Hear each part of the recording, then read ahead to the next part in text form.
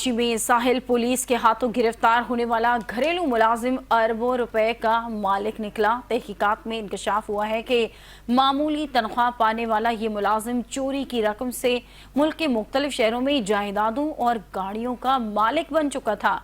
तफ्तीशी हुकाम के मुताबिक मुलजिम वाजिद ने डिफेंस में मुकीम बुजुर्ग खातून के घर से भारी रकम चोरी की, जिसे उसने कराची, हरिपुर और इस्लामाबाद में जायदादों की खरीदारी में इस्तेमाल किया।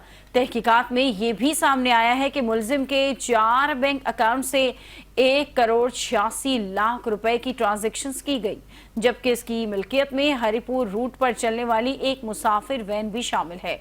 पुलिस के मुताबिक मुलजिम से 1 करोड़ रुपए मालियत का सोना भी बरामद हुआ है।